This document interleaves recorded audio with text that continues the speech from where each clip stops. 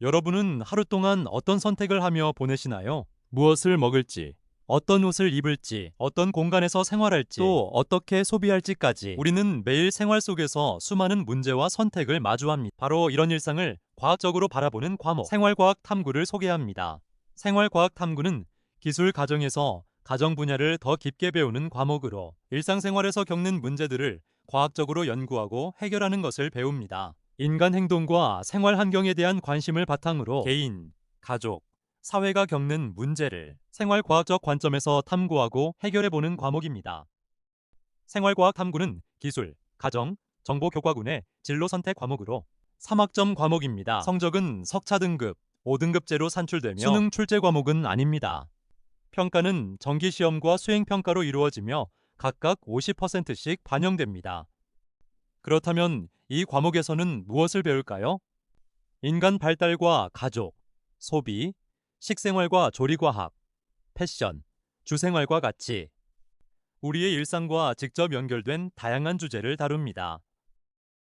예를 들어 건강한 식생활을 고민하고 패션과 의복 관리 방법을 탐구하며 안전하고 편리한 주거 환경이나 현명한 소비 생활에 대해서도 생각해 볼 수 있습니다. 또한 요즘 중요한 디지털 기술과 AI가 미래 사회의 변화, 소비 트렌드, 생활의 새로운 요구를 분석하면서 일상 속 문제를 새롭게 바라보는 힘을 기를 수 있습니다. 이러한 내용을 바탕으로 실제 프로젝트 활동도 진행됩니다. 생애 주기별 맞춤형 생활복지 정책 제안 프로젝트에서는 인간 발달 이론을 바탕으로 생애 주기별 생활 특성과 복지 요구를 분석하고 그에 맞는 복지 정책을 제안해 볼 수 있습니다. 또 소비 트렌드를 분석한 생활과학 상품 기획 프로젝트에서는 소비 트렌드를 분석해 생활과학 상품이나 브랜드를 기획하고 소비자의 요구를 반영한 아이디어를 실제 상품 기획안으로 발전시켜 볼 수 있습니다. 이 과정에서는 단순히 아이디어를 떠올리는 것에 그치지 않고 관련 자료를 조사하고 소비자의 요구를 분석하며 기획 의도와 활용 가능성까지 함께 정리합니다. 이 외에도 패션 관련 내용을 실제로 적용해보는 활동으로 퍼스널 컬러 진단 실습을 진행할 수 있습니다. 색이 사람의 이미지와 스타일에 어떤 영향을 주는지 살펴보고 자신에게 어울리는 색을 분석하면서 패션과 의복 선택을 생활과학적으로 이해해 볼 수 있습니다. 이처럼 생활과학 탐구 수업은 단순히 개념을 배우는 데서 끝나지 않고 생활 속 문제를 발견하고 분석하며 직접 해결 방안을 제안해보는 프로젝트 중심 활동으로 이루어집니다. 이 과목은 특히 보건 의료 분야, 마케팅 분야에 관심 있는 학생들에게 도움이 됩니다. 뿐만 아니라 패션 디자인, 식품 공학, 건축, 교육, 복지 분야에 관심 있는 학생들에게도 의미 있는 선택이 될 수 있습니다. 진로가 아직 정해지지 않은 학생에게도 도움이 될 수 있습니다. 생활과학 탐구는 생활 속 요소들을 과학적으로 바라보고 분석하는 과목이기 때문에 다양한 분야에 대한 관심을 넓히는 데에도 적합합니다. 생활과학 탐구의 가장 큰 장점은 현실과 가까운 과목이라는 점입니다. 우리가 실제로 살아가며 겪는 문제를 다루기 때문에 배운 내용을 생활 속에서 바로 연결해 볼 수 있습니다. 그 과정에서 융합적 사고력과 실천적 문제 해결력을 기를 수 있습니다. 내 일상과 사회의 문제를 직접 탐구하고 해결해 보고 싶다면 생활과학 탐구에 주목해 주세요. 삶을 더 건강하고 행복하게 만드는 방법을 고민하는 과목, 생활과학 탐구를 추천합니다. 안녕하세요. 인공지능 기초 인터뷰 진행을 맡은 남빛나입니다. 인터뷰 진행을 위해 인공지능 기초 과목을 수강하셨었던 남별나 씨를 모셔오겠습니다. 안녕하세요. 인공지능 기초 과목을 수강했었던 난별나라고 합니다. 반갑습니다.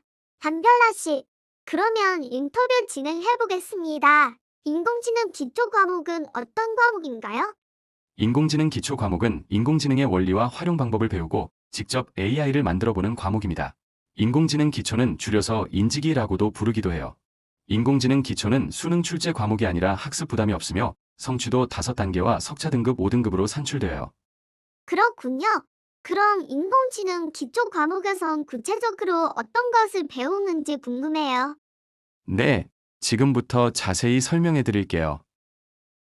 이건 인공지능 기초 교과서예요.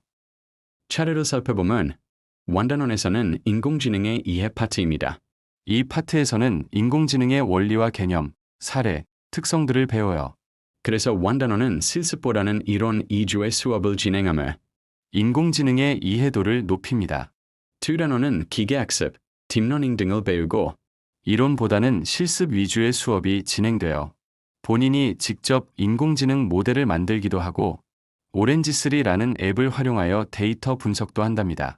제 개인적인 생각으로는 이 파트가 가장 재미있고 흥미로웠던 것 같아요. 3단원은 인공지능의 사회적 영향입니다. 인공지능이 점점 발전하면서 우리에게 주는 영향이 아주 많아졌는데 그거에 대해 자세히 설명해 줍니다. 인공지능 사용 사례, 부정적인 영향과 긍정적인 영향들을 배울 수 있어요. 4단원에서는 인공지능 프로젝트를 만드는 활동을 해요. 제가 만들었던 프로그램 중 하나를 보여드리겠습니다. 이건 데이터를 분석하는 오렌지3라는 프로그램에서 인공지능 모델 수행평가를 했을 때 제가 만든 모델입니다. 지금 봤을 땐 이것저것 연결되어 있어서 복잡하게 느껴질 수 있지만 직접 배우면 블록을 움직일 수 있어서 퍼즐같이 재밌고 직접 데이터 분석을 할 수 있어서 신기해요. 네, 좋은 설명 감사드려요. 이렇게 들으니까 인공지능 기초에서 무엇을 배우는지 잘 정리가 된 것 같아요. 그럼 혹시 인공지능 기초 과목을 추천하시는 이유가 있으실까요? 요즘 인공지능은 우리 생활 곳곳에서 사용되고 있고 앞으로도 더욱 중요해질 기술이기 때문이에요. 이 과목을 통해 인공지능의 원리를 쉽게 배우고 직접 프로그램을 만들어 보면서 실습도 할 수 있어서 재미있고 유익했어요. 우리 사회에서 인공지능의 역할이 점점 늘어가고 있는 만큼 이 과목을 꼭 추천하고 싶어요. 네, 답변 잘 들었습니다. 이제 인공지능 기초 과목에 대해서 좀 더 자세히 알게 되고 저도 인공지능 기초 과목을 수강해보고 싶다는 생각이 드네요. 그럼 인터뷰는 이상으로 마치겠습니다. 감사합니다.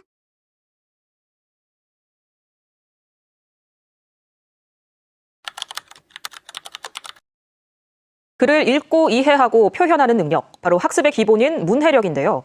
요즘 초등학생들의 문해력 저하가 심각하다고 합니다. 설문조사, 사흘을 4일로 시발점을 6이라고 생각한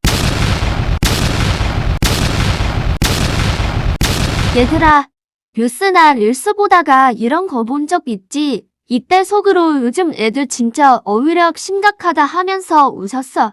아니면 솔직히 슬쩍 검색해봤어. 설마 아직도 금요일 심심한 사과를 지루한 사과라고 생각하는 사람이 너 아니지? 사실 이 소동 속 단어들의 공통점은 전부 한자어라는 거야. 우리 생활 속 단어의 무려 55.6%가 한자거든. 이걸 모르면 언제 뉴스 댓글창의 주인공이 될지 몰라. 그래서 우리는 2학년 때 우리를 구원해줄 선택 과목인 바로 언어생활과 한자를 배워야 해. 언어생활과 한자는 일상과 학급에 필요한 핵심 한자 어휘를 익혀 어휘력과 문해력을 체계적으로 강화하는 것이 학습 목표야. 그리고 생활 교양 과목이며 한자 어휘 학습을 통해 전반적인 학업 성장을 돕는 융합 선택 과목에 속해 3학점이고 성적 산출 방법은 성취도 단계랑 석차 등급 5등급 모두 산출될 수능 출제 과목은 아니야. 언어생활과 한자는 진로 연계 범위가 넓어 대표적인 관련 학과는 학문교육과, 한문학과, 한의학과, 철학과, 중어중문학과, 국어국문학과, 미디어 커뮤니케이션학과, 사학과가 있어. 하지만 언어생활과 한자는 언어를 사용하는 모든 진로의 기초이기 때문에 다양한 학과와 연계될 수 있어.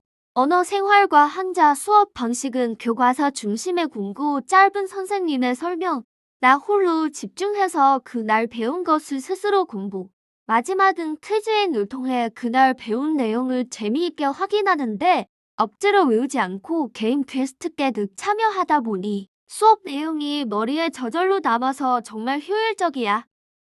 다들 한 번쯤은 한자가 수능 출제 과목도 아닌데 굳이 왜 들어야 하지? 하고 생각했지? 맞아, 당장 수능 점수 몇 점 올리는 과목은 아닐지 몰라. 하지만 우리가 앞으로 살아갈 인생에서는 이 과목이 세상을 보는 눈을 엄청나게 넓혀줄 거야. 우리말의 뿌리인 한자를 알면 뉴스 기사, 책, 계약서, 등 모든 언어 생활 부분에서 문맥과 뜻이 저절로 추론돼. 남들은 단어 뜻을 몰라 갇혀 있을 때 우리는 글 속에 숨은 진짜 의미를 꿰뚫어 보게 되는 거지. 너를 똑똑하고 당당한 지성인으로 만들어줄 인생 필수 과목이라 확신해. 통격이는 언어 생활을 원한다면 고민 말고 언어 생활과 한자 바로 신청해. 그럼 교실에서 보자. 안녕.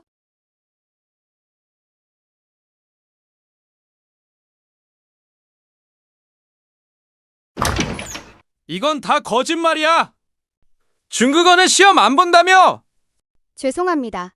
시험은 봅니다. 하지만 전혀 어렵지 않습니다. 기초부터 차근차근 학습하기 때문에 부담이 적습니다. 그럼 중국어 시간에는 무엇을 배울까요? 중국어는 알파벳을 이용하여 발음을 표기하는데 이것을 한어병음이라고 합니다. 한어병음은 성조, 성모, 은모. 구성되어 있습니다. 성조는 소리의 높낮이를 나타내며 기본적으로 4개의 성조가 있습니다. 이러한 성조가 달라지면 의미도 달라집니다. 여러분들 방금 어렵다고 생각하셨죠? 걱정은 노노.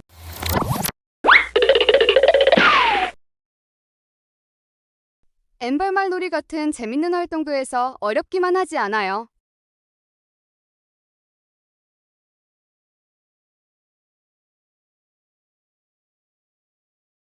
你叫什么名字？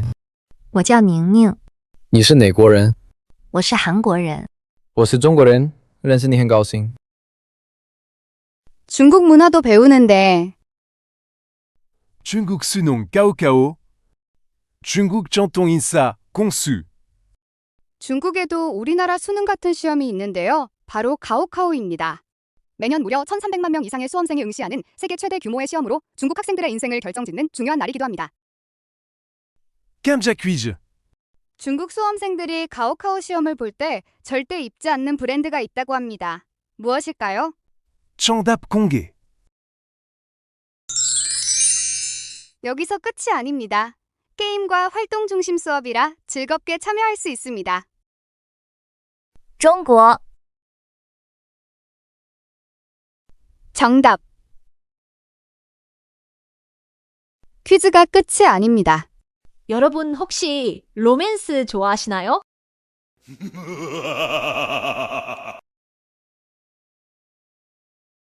중국어 시간에 확인하세요. 중국어 생각보다 재미있는 과목이죠? 중국어 선택할게요. 여러분, 중국어 시간에 봐요.